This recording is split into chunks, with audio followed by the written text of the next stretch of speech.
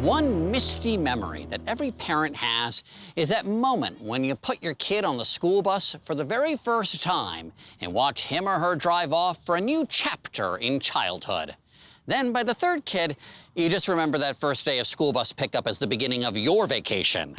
Yes, that mustard-colored school bus has played a magical role in many of our lives.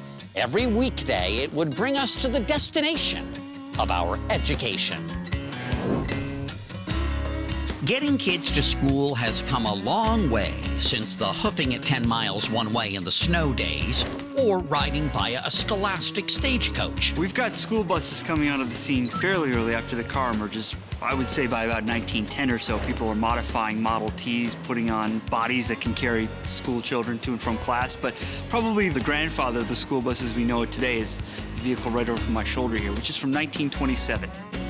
That would be Bluebird number 1. Nobody seems to know why it was called that, but it was built for a purpose, just not its intended one. It made me wax nostalgic with the Henry Ford's Curator of Transportation, Matt Anderson. I took the bus to school in junior high. What about you? I was a walker myself, but I rode them on field trips. But I don't think your school bus or mine looked like this.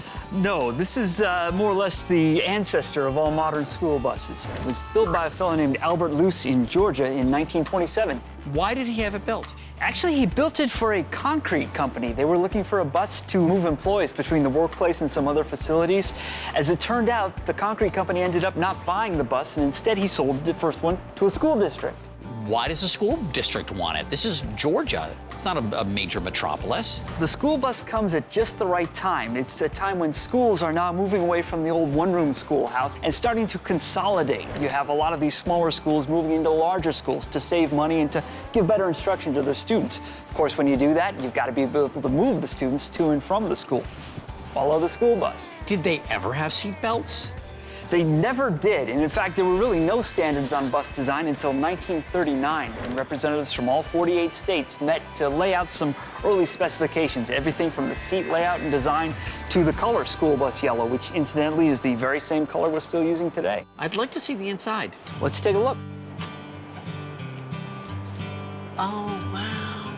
The configuration of the seating. Yeah, very different than what we're used to. You've got students sitting on either side of a center aisle, and that's really just a concession to the door here. They would all get in and out through this door in the back, rather than a side door like we're used to today. Right, there's no door towards the front. Exactly, and they didn't settle on all of those standards until 1939. I always associate this kind of seating with a prison bus.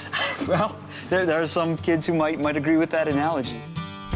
Later innovations to school buses occurred in the 1970s and were designed with safety in mind, such as flashing red and amber lights, larger front windows to help bus drivers spot cars and kids, and the familiar swing-out stop sign. Any innovation you'd love to see?